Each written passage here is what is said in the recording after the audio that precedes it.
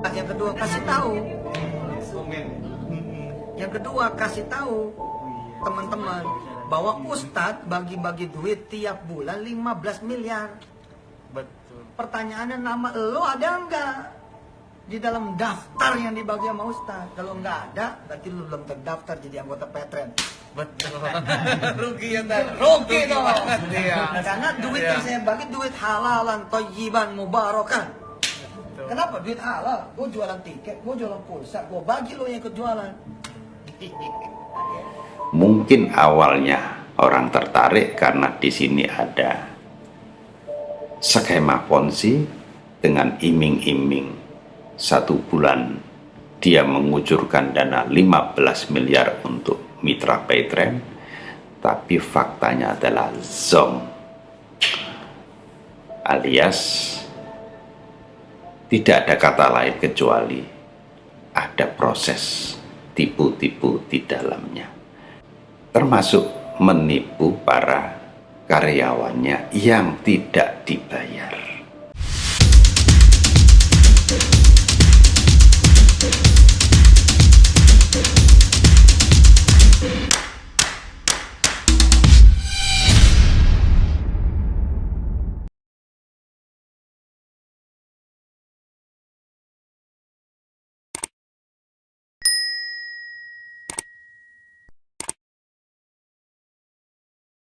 Yang kedua kasih tahu. Yang kedua kasih tahu teman-teman bahwa Ustadz bagi-bagi duit tiap bulan 15 miliar. Betul. Pertanyaannya, nama lo ada enggak di dalam daftar yang dibagi sama Ustadz? Kalau enggak ada, berarti lo belum terdaftar jadi anggota Petren. Betul. Rugi ya tadi. Rugi dong. Ya. Karena duit yang saya bagi duit halalan, thayyiban, mubarakan. Kenapa duit halal? Gue jualan tiket, gue jualan pulsa, gue bagi lo yang ikut jualan. Pertanyaan Ana, bagaimana hukum dari Petren yang terkenal sekarang ini?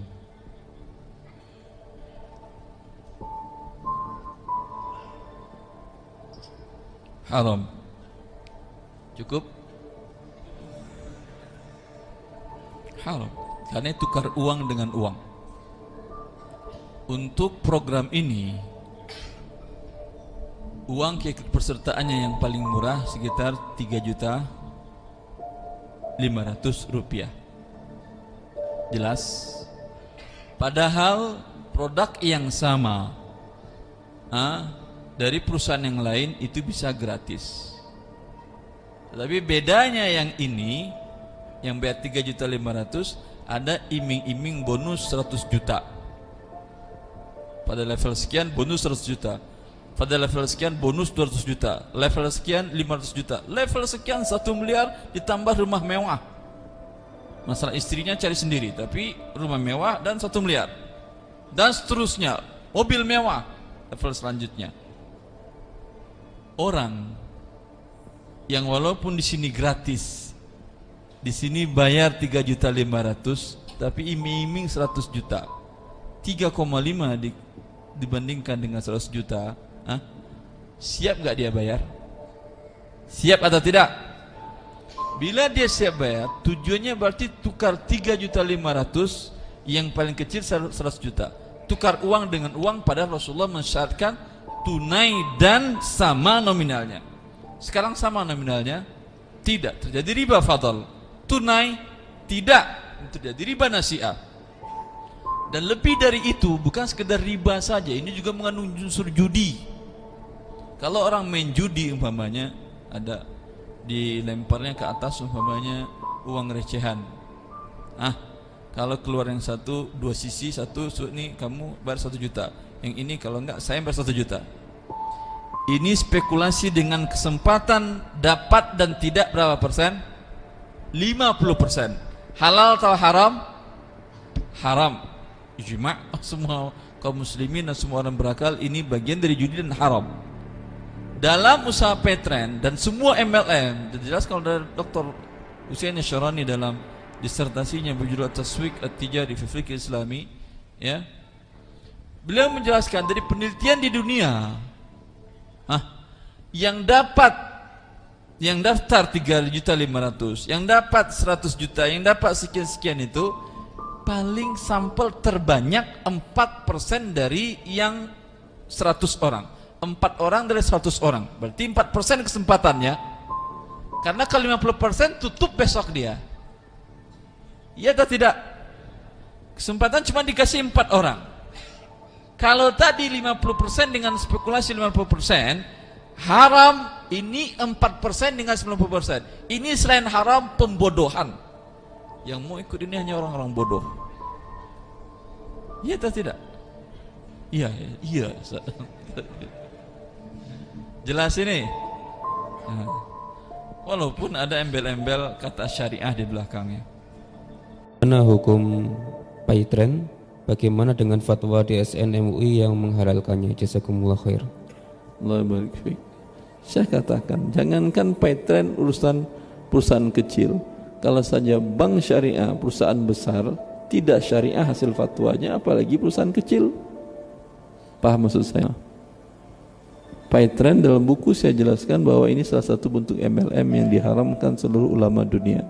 Tapi kemudian beliau salah seorang mahasiswa S2 saya, ustaz terbesar itu, beliau karena beredar haram, beliau minta fatwa dari DSN jadi halal. Bank syariah yang memang ada standar DSN itu pun masih haram, apalagi untuk tapi disyariahkan, apalagi sekedar paytren untuk disyariahkan sangat gampang membuatnya. Tapi apakah berubah hakikatnya? Tidak. Bismillahirrahmanirrahim. Assalamualaikum warahmatullahi wabarakatuh. Sahabat Indonesia Insight yang dirahmati oleh Allah Subhanahu wa Ta'ala, dimanapun Anda berada, semoga dalam keadaan sehat walafiat dan selalu dalam lindungannya. Sahabat, di opening kita hadirkan cuplikan 2 video.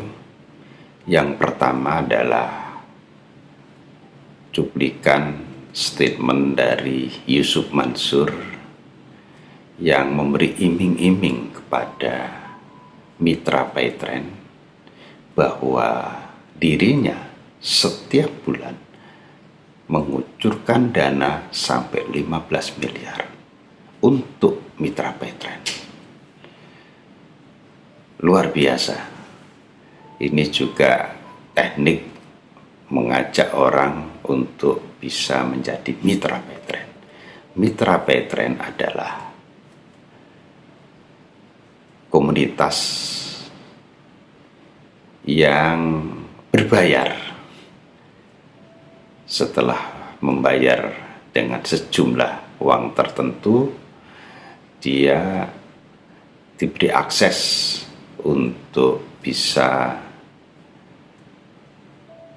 menjual jasa, yakni seperti membayar rekening listrik, rekening PDAM, beli pulsa, beli tiket, dan seterusnya. Ada juga paytren asset management yang melantai di bursa. Nah, paytren asset management ini sudah koid lebih dulu. Sementara paytren yang bayar-bayar tadi itu sejak 2021 sudah drop betul, dan sekarang kondisinya seakan-akan hidup enggan, mati pun tak mau. Jadi sebenarnya ini juga drop. Bahkan membayar karyawannya pun paytren ini tidak mampu. Video opening kedua adalah kita tampilkan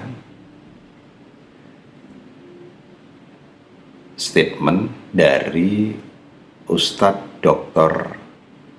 Erwandi Tirmizi Dia adalah seorang pakar ekonomi syariah dan pernyataannya jelas, padat, dan tak perlu diragukan lagi.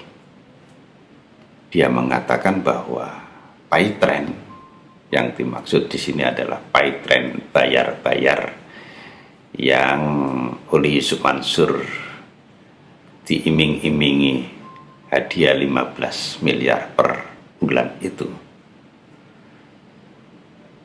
Hukumnya haram dan pembodohan. Sahabat Indonesia NZ bisa melihat sendiri video dari Ustadz Dr. Erwandi tersebut. Nah, catatan kita di sini, video ini, baik videonya Yusuf Mansur maupun videonya Dr. Erwandi, itu diambil sekitar tahun 2017 setelah Majelis Ulama Indonesia mengeluarkan fatwa halal terhadap pay trend. Nah, di sini bisa diuji kehalalan dan keharaman pay trend itu, dan argumentasinya sudah disampaikan oleh Ustadz Dr. Erwandi. Nah, sahabat, inilah salah satu proyek dari Yusuf Mansur yang betul-betul terpuruk. Pay trend yang bayar-bayar maupun pay trend aset manajemen itu benar-benar kolaps dan tidak mampu lagi bangkit. Jangankan bangkit, untuk membayar karyawannya saja sudah tidak mampu. Kantornya juga berpindah-pindah. Dan ini sebuah usaha yang dirintis dan dikelola oleh Yusuf Mansur yang betul-betul melibatkan ratusan ribu orang yang terkait di dalamnya. Bahkan kabarnya sampai jutaan orang menjadi mitra pay trend yang akhirnya kolaps dan tidak mampu bangkit lagi. Mengapa demikian? Banyak sebab. Di antaranya adalah sebagaimana diutarakan oleh Ustadz Erwandi tadi, ini adalah proses pembodohan pada publik. Jadi selain haram, pay trend itu pembodohan pada publik. Argumentasinya bisa Anda saksikan sendiri. Itu yang pertama. Yang kedua adalah kehebohan yang selalu dibuat oleh Yusuf Mansur. Kehebohan di sini adalah kesombongan dia di dalam mempromosikan pay trend. Dan ketiga, harga pay trend itu lebih mahal dibanding perusahaan sejenis. Orang Indonesia selalu mencari yang termurah di antara yang ada. Dan pay trend adalah yang paling mahal di antara yang ada. Mungkin awalnya orang tertarik karena di sini ada skema Ponzi, dengan iming-iming 1 bulan dia mengucurkan dana 15 miliar untuk mitra Paytrend, tapi faktanya adalah zong, alias tidak ada kata lain kecuali ada proses tipu-tipu di dalamnya, termasuk menipu para karyawannya yang tidak dibayar selama beberapa tahun. Saudara, jika Anda punya pendapat, silahkan ditulis di kolom komentar, dan jika video ini dinilai bermanfaat, silahkan di-share sebagai salah satu wujud dari pencerahan kepada masyarakat agar tidak tertipu dengan rayuan-rayuan maut ala Yusuf Mansur. Terima kasih. Billahi taufiq walhidayah waridho wal inayah. Wassalamualaikum warahmatullahi wabarakatuh.